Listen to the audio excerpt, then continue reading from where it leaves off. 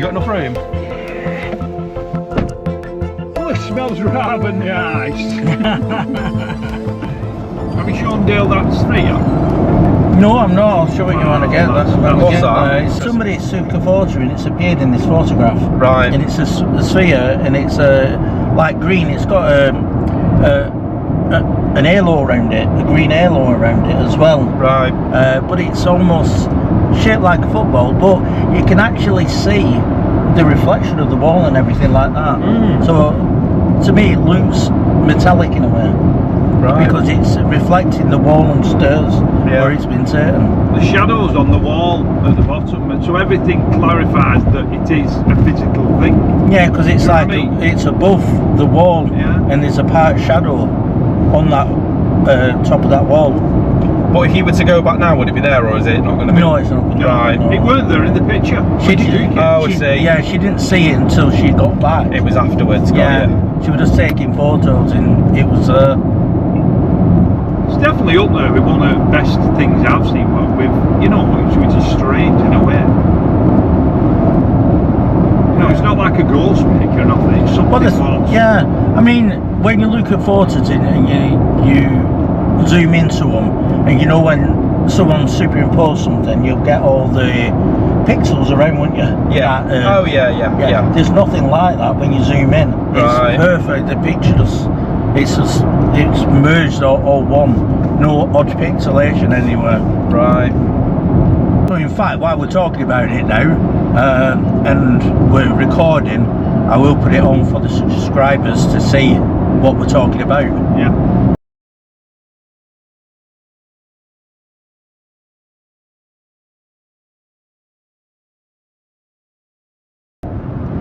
Wait, it's a recent one as well, isn't it, mate? Yeah, pretty recent. Yeah. Interesting. Yeah. And it's around that bridge where a lot of stuff has been seen. Well, what's weird as well, she said that her son has seen a big black dog around there as well. It just might appear from nowhere, and it's on that path. In fact, that night we walked up from that car park, and where the Arch Bridge is. It's on that bridge there. Right. Yeah, I did a bit of googling before. There's supposed to. I think there's at least 3 or 4 in the ghosts. I saw was it a horseman or a coachman or something? There's an horseman. Yeah. Or the Cuss Rider. Is it a Cuss Rider? Cuss Is that Rider, right? You hear the horse's footsteps. It's supposed to gallop up the stairs in the hall. You can hear it. Yeah. You can hear it galloping about. Then there's the heartbroken maid. who they call Black Bess, because she wears all black and she's meant to appear near the fireplace around or on a full moon. So I'm hoping tonight, there's a full moon tomorrow, I'm hoping we see a bit of that moon tonight and she might appear. So I'm hoping we can get the cameras facing that area and see what happens, see if we pick anything up. I brought a few cameras with me tonight. Well, not a few. I brought two cameras that I can have that have got night vision on. I brought my proper flare cam as well. Just in case, just to see if there's any changes in like temperature in that hallway or. Oh yeah, good one. Well, we've got that of yours, Mick, haven't we? Yeah, I've got a little thing that detects temperatures.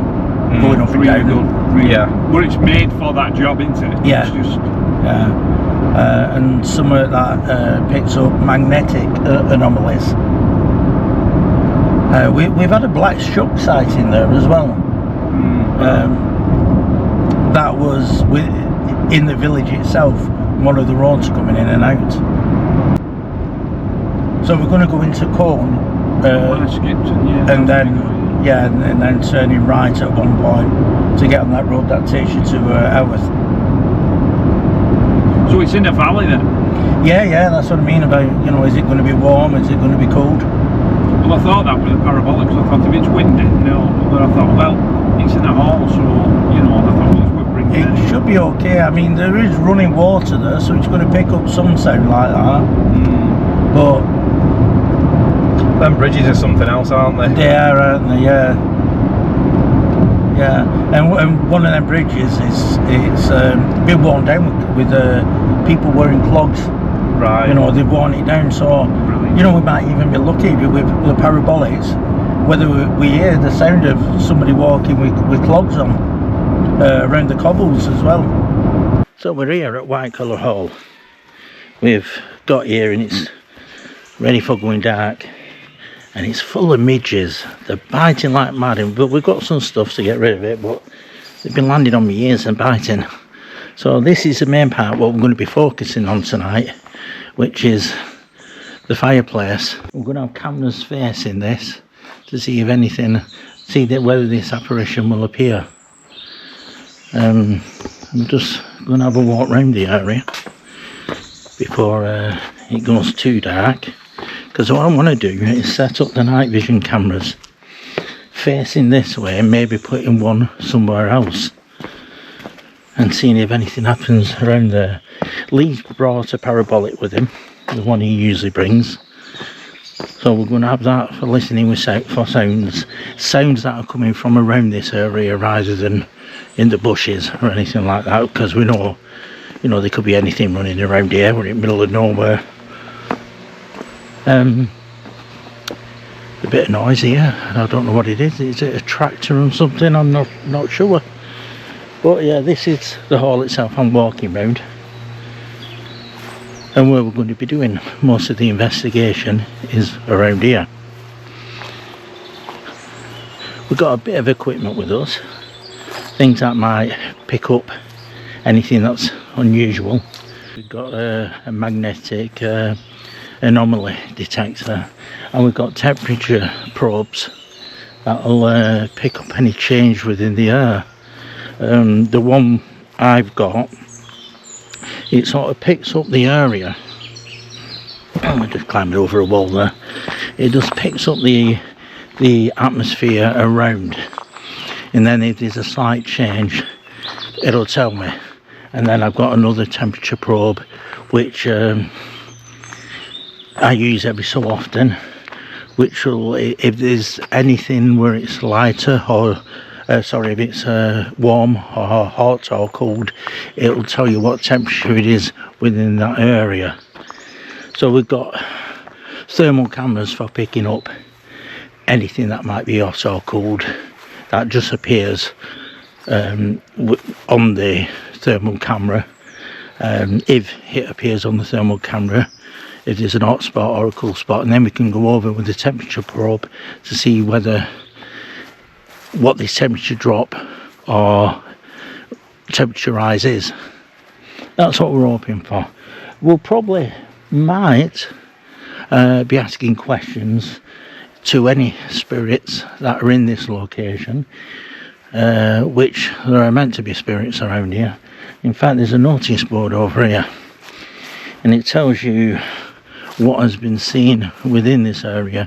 Now, as I was saying in the car, we do have a black shuck or a barghast or whatever you want to call it that has been spotted here.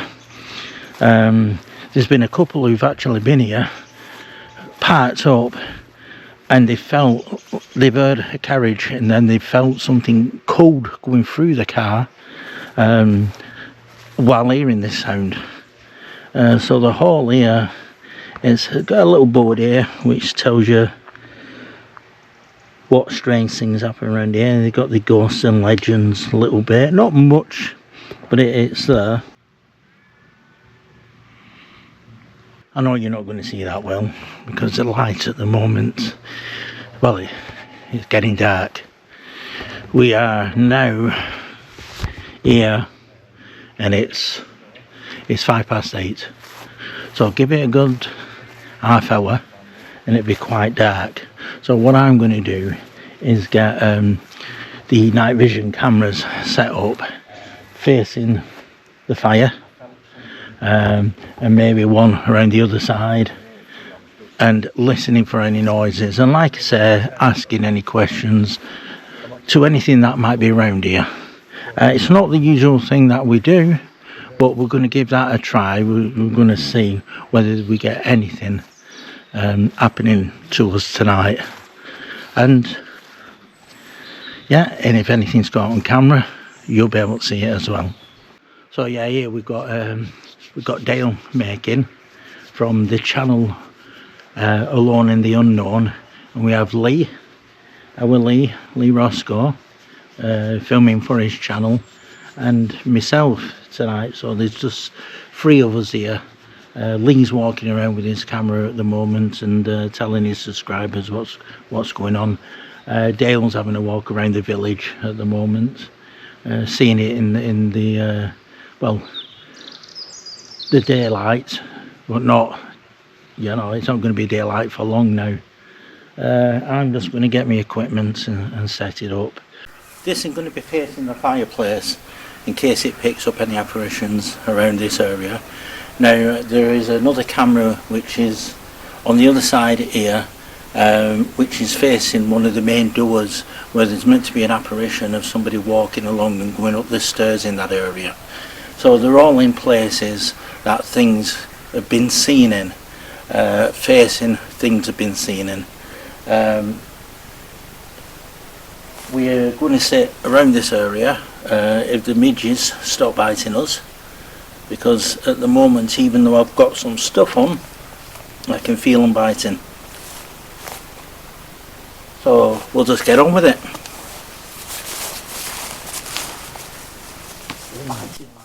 So this is our setup for this evening.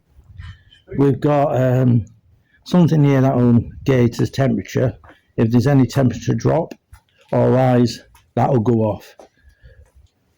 Here is something which is a magnetic anomaly. It'll pick up anything magnetic, so you can actually go towards it like this with a phone and it won't set it off. It has to be magnetic to set it off.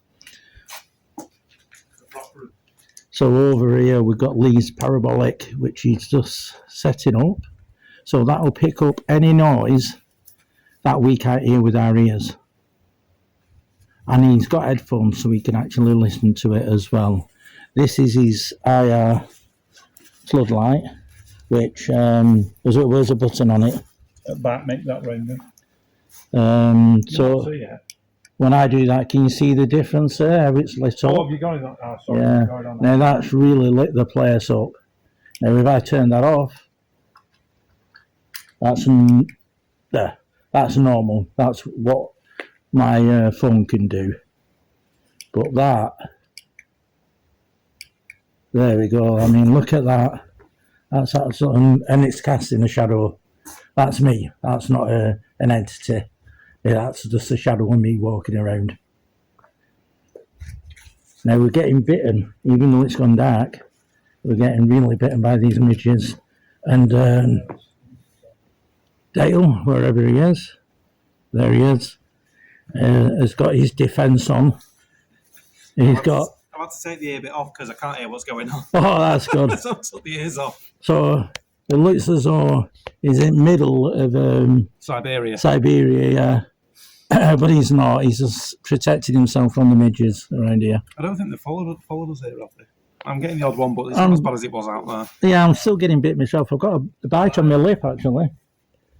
But look at the quality of that one, the IR floodlights on it. It's really lit it up. Yeah. That's brilliant, that, isn't it? So if I actually turn that torch off there and we're in dark, yeah, that's brilliant. And that's just gone orange over there on the left hand side. Oh yeah, what's that telling us? It's telling me it's cooled over there. What it'll do, it'll go back to green because it's picked up that, and it sort of calibrates itself again, ready for another temperature drop or so does the colour change depending whether it goes hot or cold? Yeah. Does it go red or blue? If it goes red, then the temperature's got up, or orange, it's going up. Now if it goes blue, yeah. So if it goes blue, then we know it's cold.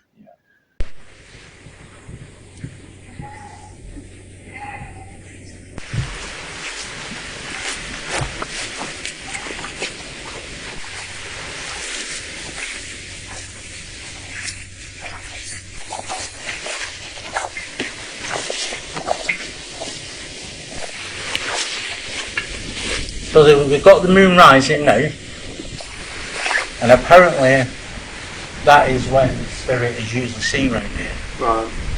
And it's usually seen around the fireplace here. So if there is anything here tonight and you can hear us, my name's Mick.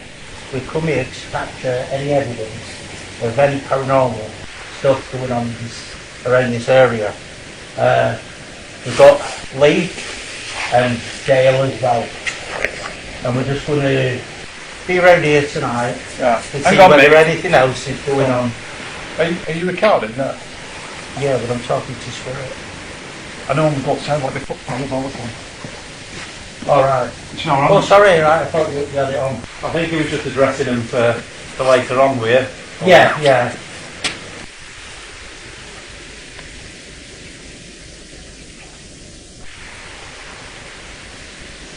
But in the meantime, with the Paranormal being on and it's recording, if you want to say anything, if you are here, please say something so we can pick that up and listen to what you have to say. If there's anything not gone on around here which you're upset about, feel free to tell us and we will listen back. Can we listen back straight away with that, Lee? You know, with me talking now, there might be an answer on it. Not. Well, no, you don't need to. What we can do anyway is, if there's anything said, we will pick it up, and if need be, we can always come back to take any distress away from you. It's just really it running, that's the thing. You have to get on the time and rewind it. Well, you're going to, yeah, but you're going to listen to I'll it. listen to it. So, if there's any updates. Yeah. So this is Lee, and he might want to ask any questions as well, and this is Dale. Nice to meet you.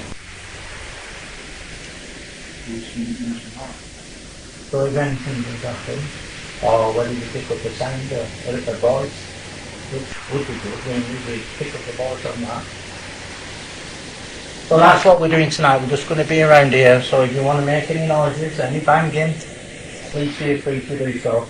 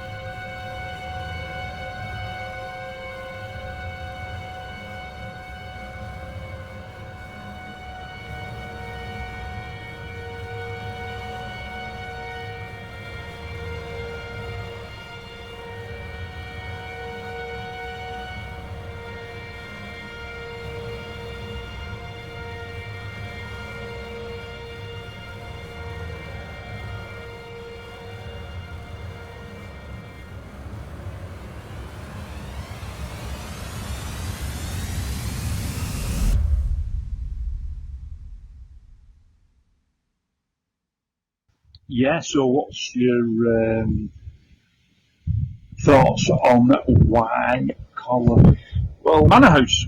heard about this place for years and years. I've actually been here two or three times during the day. It's very atmospheric even in the daytime, and it's got obviously quite a lot of history associated with it. From what I recall, there's maybe 4 or 5 different types of ghost hauntings here, and apparently they only come out in certain conditions. And I think the reason why you and Mick wanted to come here tonight was because of the moon.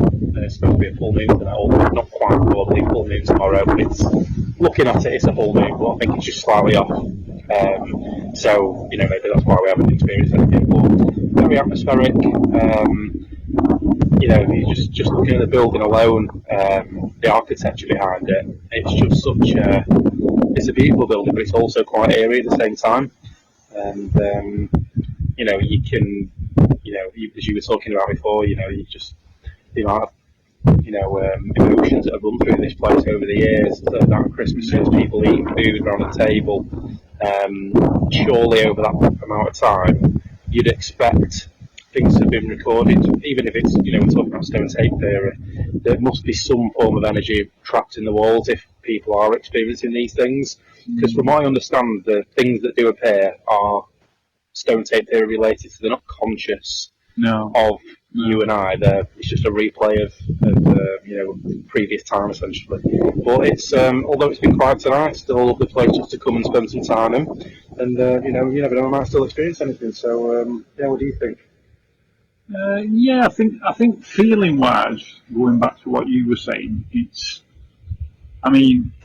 obviously it was built with the wool industry, and then would have been really happy times. But I think it kind of, one of the actual owners or part of the family, it actually got into debt, I believe. And if you've got happy times, you've also got sad times as well, haven't you? So it's one of them houses where, the other thing as well, like Nick was saying, that Wycoller Manor House was, because it was left to somebody in a debt situation, they actually started to strip the house, the actual hall itself, of its doors and whatnot. So it has a real, you can see it having a happy times and a lot of bad times as well, but it's still standing, and I must admit, I'm really amazed, like you said, with the architecture. It's just stunning, really. When I was going down the back there and I was filming, and I said to the actual videotape that recording that it must have been an amazing place in its heyday. It must have been, because you more or less walk around, because it's on a bend, you walk around a corner on the entrance to the village. Or there's this one which comes, I'm not sure where this comes from, the riverside, more or less, what runs along the side and through the village. And it just springs up at you. It was the same when we came down in your car. It was like you come through the village and bang, it's there, so it is a really magnificent house.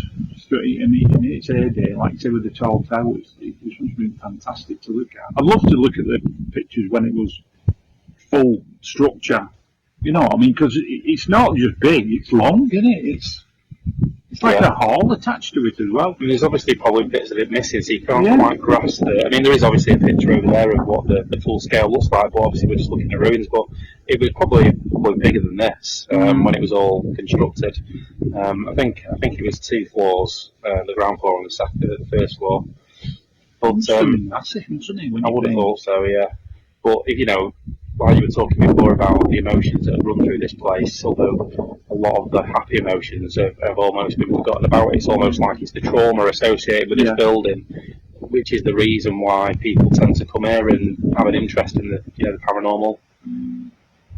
But the thing is, the hall, what gets me is you see something like that, a really, like you said, 2-story building, which is long, but it's in a tiny little, like, bit of land on the edge of the village. It's not like, you know, where there's acres and acres of it. It's just a strange house, really, on the edge of a valley, on the edge of a village. Sorry, it's really quirky, is the word I would say. The fireplace is strange as well, isn't it? It's obviously there's a fireplace there, but there's like seating that runs round the perimeter of it, like the one side of it. So I'm not quite sure how they had the fire in there if people were sat right next to it. It must have been maybe something else in the middle there where the fire was contained or something. But the thing that gets me as well with it, when you're saying that, is the actual fire. It doesn't look like there's been a fire in the fireplace. No. To me, which is really, really off guard about it. It's I don't know, but it's definitely a seating area because that's how they used to be years ago. Because if you remember, like old farmhouses, they had railings with cushions on at the top. You know, I mean, I don't know if they kind of pulled them away from the fire and sat on them, or they put the feet up on them, on the rails with the cushions on top of the chair. I don't know, but that's how they used to all keep warm at one time.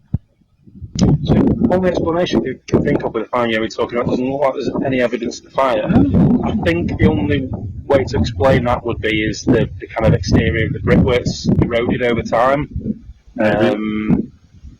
Because we don't know how much of the surface is eroded down. I mean, what's it been here, 400 years? So I mean, you can see it's been here for a long time because them steps on the back there, which I showed in our video before, you can see where the actual warm, like I said, hundreds and hundreds of years, you can see where the clogs have worn the actual step out.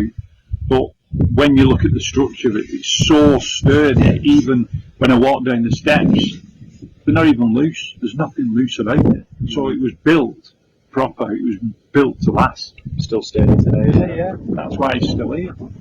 But is it because it's in a worse state because they were selling bits off when it was left in the debt situation?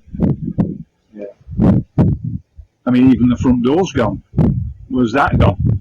You know, it makes you wonder, really. Once you start removing windows, doors, even internal doors, guttering, that's when it starts going dire, doesn't it? It goes downhill, really. Yeah, just trying to think. Some kind of medieval period buildings didn't have windows, did they? No. But me and Mick were having a look around the frames before, and it's almost like there's some supports that are missing from where it used to hold the windows in.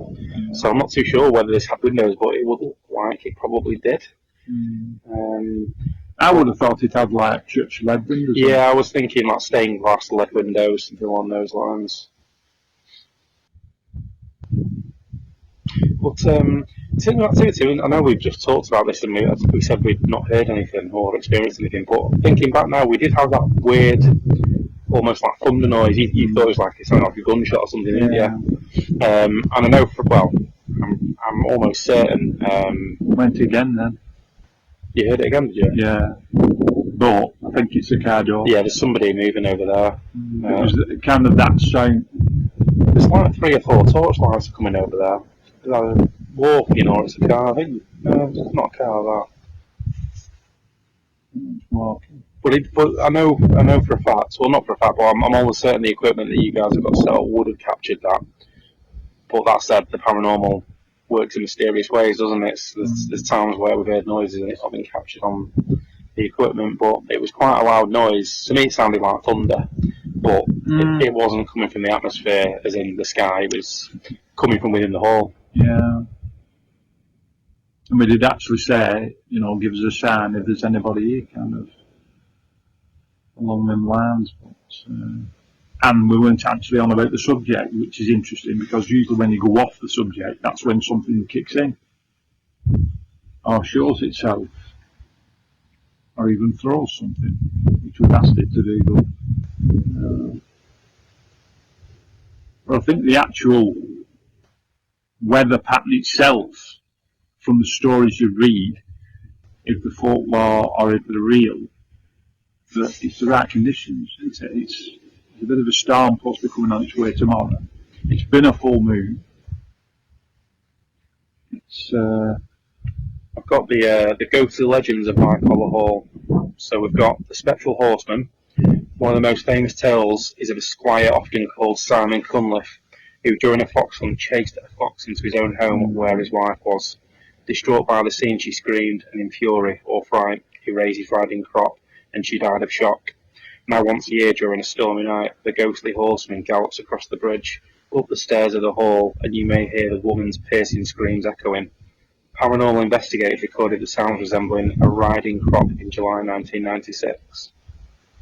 So that's the special horseman. Yeah, that's the cursed rider. There's another name for it. Then we've got the lady in black, Black Bess, also known as Black Bess or Old Bess. This silent, spectral lady roams near the fireplace or on the old pack horse bridge, which is that one just over there. She appears wearing a long black silk dress and simply gazes before vanishing. Some stories suggest she might be a betrayed wife, either murdered or thrown overboard during a sea voyage, now returning to haunt the hall in search of a husband. Well, they did have wealth, so you did have to have wealth to go on a cruise then, didn't you? And then there's Guy Trash Padfoot, the Phantom Hound. A terrifying black hound with saucer-like red eyes, Guy Trash Padfoot, or the Skriker, prowls the lanes around Wycoller. Its appearance is said to foretell death. It's an interesting one. And then that's the opposite to the Black Shuck, because that Black Shuck's supposed to be good luck, isn't it? A good luck guardian. Yeah, the final one I mentioned here is the Phantom Coach and other haunting sounds. At the ruins, some visitors have reported hearing a ghostly coach and horses passing through their vehicles at night, accompanied by a sudden bone-chilling cold. There are also accounts of unexplained humming footsteps or scullery sounds recorded during investigations by the Ghost Hunter Society in the mid-1990s. There's plenty of stuff allegedly reported here. It's not recent though, is it? No. Well, I think most reports of hauntings aren't, because they're that rare. And if these things do manifest themselves, it's generally when nobody's around, I think. Which is why, how many people have been around here tonight? It's just been us, really, hasn't it? We've had the odd, I think one dog walker that we've seen, but other than that, there's been absolutely nobody here, other than the locals over the way there. Well, that's like I said to you, because it's got a boundary before you come into the actual manor hall itself. Who's seen that near the fireplace? Because you wouldn't really see it from the main road, apart from certain angles of where the broken wall is, that she was stood near the fireplace. So, is it just folklore? Yeah, just for everybody's benefit at home, we've got the hall lit up. It looks quite atmospheric at the moment, got some lights inside it. So it looks like there's lights emanating from within the hall. So you've probably got local driving past who obviously know that it's usually not lit up. Seeing it now lit up. Well, if they don't come down, they should do, because, like I said, Dale says it's lit up, so for nobody to see it, unless you can't see it from that side. I was over on the Packhorse Bridge before. You can see it through one of the windows, so they should be able to see something. So there you go, we've got Wycoller over with. Under our collar. Under our collar. So that. And it's, what time is it now? It's 12:10. So we've been here a few good hours, sat around. We heard a noise. Or I didn't hear the noise. Dale and Lee heard the noise earlier on, which I believe you spoke about. So we're going to head back home, and yeah, I'd like to thank you all for coming along and being here on this investigation with us. And it's been great having you here. Interesting. Yeah. It's an interesting place, really, though, isn't it? It is. It is an interesting place. And I know you two were speaking about it earlier on, so I don't want to really, I don't know what to ask you, because I don't want you repeating what you've already said. So yeah. Maybe you'll have to watch the video. I'll watch the video, yeah, definitely. I'll watch it first before putting it on, because I don't want any swear words in there, because I know what you're like, Lee. Anyway, on that note, thank you all, and I'll see you pretty soon. See you later. Don't forget to like and subscribe. Yeah. See you all later. Bye bye. Well, good morning. I've gone and done something really silly. when we were here last night, I forgot my trail cam. So waking up this morning, my first thought was, oh no, trail cam, I've left it here. So I've come over bright and early to come and get it. Bit windy this morning, so I'm in the car park. I've left the car in the car park at the top, and instead of going into Wycoller like we did last night, I'm going for a little walk down here, and I'm hoping it's still there. I'm hoping nobody's picked it up. My thoughts are there's probably dog walkers walking around and they're sticking to the paths, but not many visitors this early going around the hall itself. So it should still be in the same place because it is camouflaged, but anyone walking past and looking in its direction for a little while will spot it straight away. But what we're going to do is take the advantage of being over here, and we're going to go into Cone and have a look round the area. Like everyone else, we've got shopping to do, so we'll probably go into one of the supermarkets, grab a few bits and bats, and have a look in some of the shops around here.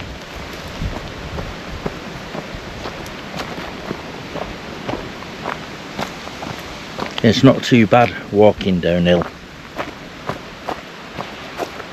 It's me coming back in a second, and I've got to walk back up.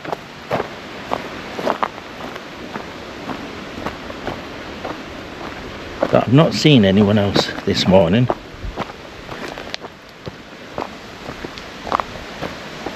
And I suppose the dog walkers will probably live around Wycoller, and they won't be going on to the ruins.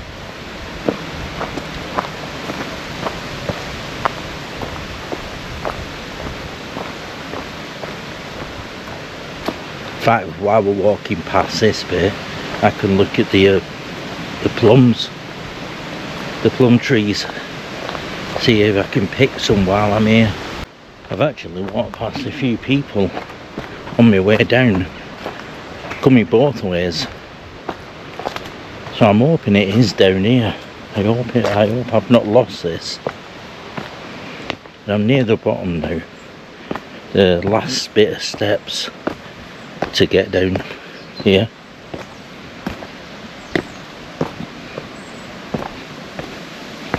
I have walked as fast as I could.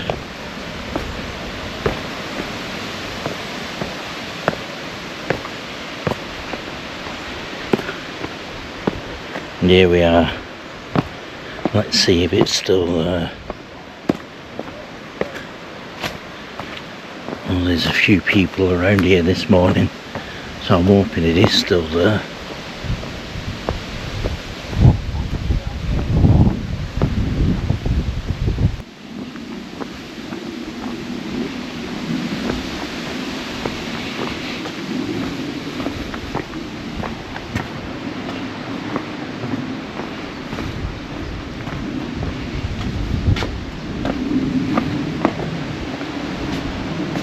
So you're recognising this is where we were last night.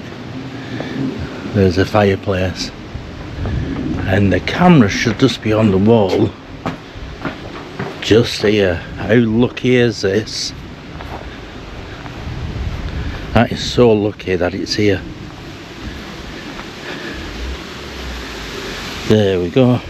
Brilliant. So now I'll head back, because I've got Cooch waiting in the car. She's brought a book with her this morning so she could sit and wait there, because I've sort of like got her up early this morning, said oh no, I've left this at Wycoller and we need to go and get it, because this is one of my expensive cameras. which films in 4K. So it's a lot easier coming down than going up, and especially with this wind sort of blowing into me. Next time I must remember to bring these cameras home with me. Anyway, all the plums that are along here have all gone. Looks as though someone's been picking them.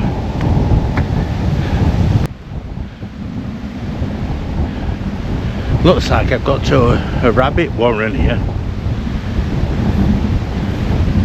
I don't remember this being here last time.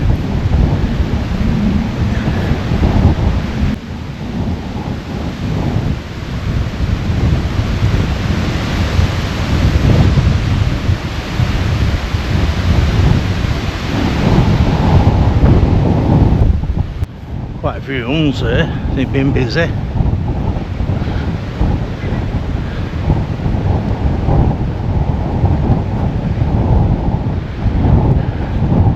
Little bench here. I don't know whether to sit down or just carry on. Ooh. Doesn't look that steep, but when you're walking up and you've got the wind blowing in your face, quite hard to breathe.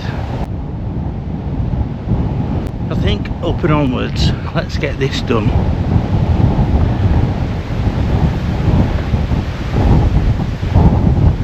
Because not only have we rushed out here this morning, we've rushed out without having any breakfast.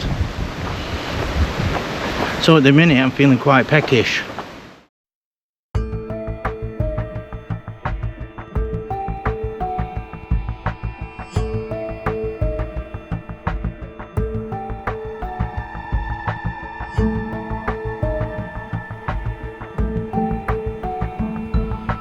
Well, I've not got far behind me to go now.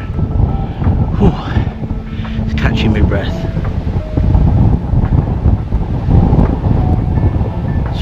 So much hard work when you're walking into wind. Good morning exercise though. Get the old cardio working.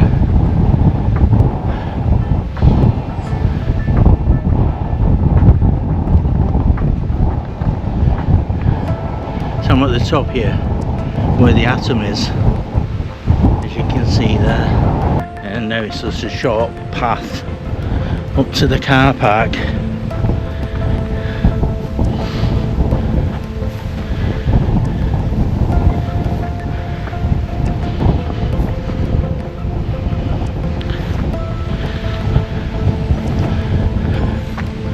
I am ready for water now. Quite thirsty work that.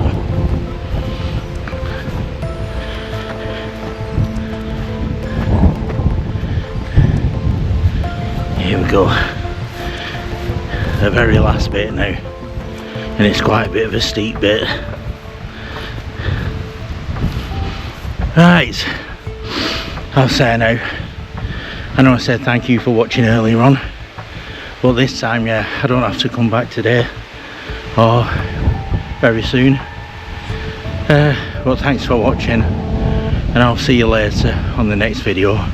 Bye bye for now.